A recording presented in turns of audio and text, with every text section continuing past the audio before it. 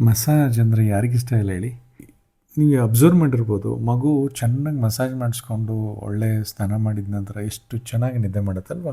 ದೇಹಕ್ಕೆ ಉಲ್ಲಾಸ ಕೊಡುವಂಥ, ಸುಖ ಕೊಡುವಂಥ ಒಂದು ಕಾರ್ಯ ಅಂತ ಹೇಳಿದ್ರೆ ಈ ಅಭ್ಯಂಗ. ಆಯುರ್ವೇದದಲ್ಲಿ ದಿನಚರ್ಯದಲ್ಲಿ ಬಹಳಷ್ಟು ಪ್ರಾಮುಖ್ಯ ಕೊಟ್ಟಿರುವಂಥ ಒಂದು ದಿನಚರಿ ಅಂತ ಹೇಳಿದರೆ ಈ ಅಭ್ಯಂಗ.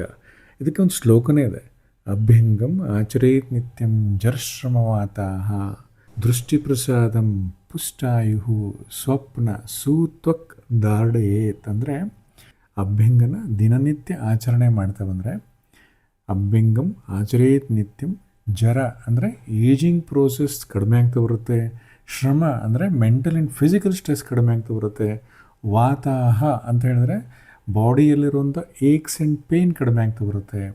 ಹಾಗೆ ದೃಷ್ಟಿ ಪ್ರಸಾದಂ, ಕಣ್ಣಿನ ಐಸೈಟ್ಸ್ ಏನಿದೆ ಅದು ವಿಷನ್ ಇಂಪ್ರೂವ್ಮೆಂಟ್ ಆಗ್ತಾ ಬರುತ್ತೆ. ದೃಷ್ಟಿ ಪ್ರಸಾದಂ ಪುಷ್ಟಾಯು ಅಂದರೆ ಪುಷ್ಟಿ ಅಂತ ಹೇಳಿದರೆ ಪೋಷಣೆ ಕೊಡುವಂಥದ್ದು. ಪ್ರತಿಯೊಂದು ಅಂಗಾಂಗಗಳಿಗೂ ಈ ಅಭ್ಯಂಗ ಮಾಡಿಸೋದ್ರಿಂದ ಪೋಷಣೆ ಸಿಗುತ್ತೆ. ಆಯುಹು ಅಂತ ಹೇಳಿದ್ರೆ ಲಾಂಜಿವಿಟಿ ಆಫ್ ಲೈಫ್ನ ಚೆನ್ನಾಗಿ ಮಾಡುತ್ತೆ, ಇಂಪ್ರೂವ್ಮೆಂಟ್ ಮಾಡುತ್ತೆ, ಎನ್ಹಾನ್ಸ್ ಮಾಡುತ್ತೆ. ಹಾಗೆ ಸ್ವಪ್ನ ಅಂದರೆ ನಿದ್ದೆ ಚೆನ್ನಾಗಿ ಬರ್ಸೋವಂಥದ್ದು.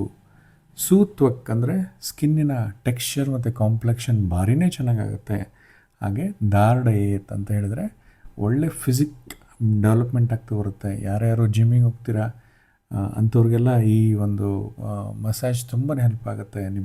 ಇದಕ್ಕೆ ನೋಡಿ, ಸೈಂಟಿಫಿಕಲಿ ಈ ಮಸಾಜ್ ಮಾಡಿಸ್ಕೊಳೋದ್ರಿಂದ ಎಂಡೋರ್ಫಿನ್ಸ್ ರಿಲೀಸ್ ಆಗ್ತಾ ಬರುತ್ತೆ. ಇದು ಬಾಡಿಯಲ್ಲಿರುವಂಥ ಸ್ಟ್ರೆಸ್ನ ಕಡಿಮೆ ಮಾಡೋವಂಥದ್ದು, ಫಿಸಿಕಲ್ ಆ್ಯಂಡ್ ಮೆಂಟಲ್ ಸ್ಟ್ರೆಸ್ನ ಕಡಿಮೆ ಮಾಡೋವಂಥದ್ದು. ನೋಡಿ, ನಾವು ದೃಷ್ಟಿ ಪ್ರಸಾದ ಅಂತಿರ್ತೀವಿ.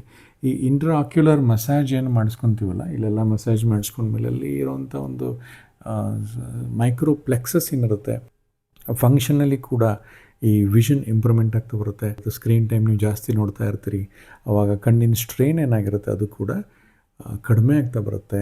ಪ್ರೆಷರ್ ಏನಾಗ್ತಾರೆ ಮಸಾಜ್ನಲ್ಲಿ, ಆವಾಗ ಅದೇನು ಲಿಂಫ್ಯಾಟಿಕ್ ಚಾನೆಲ್ಸ್ಗಳೇನಿರ್ತವೆ ಅಲ್ಲಲ್ಲೇ ಕಟ್ಕೊಂಡಿರುತ್ತೆ. ಲಿಂಫ್ಯಾಟಿಕ್ ಚಾನೆಲ್ಗಳು ಕೂಡ ಅಲ್ಲಲ್ಲೇ ಅಬ್ಸ್ಟ್ರಕ್ಷನ್ ಆಗಿ ಫಂಕ್ಷನ್ಸ್ನ ಕಡಿಮೆ ಮಾಡಿರುತ್ತೆ.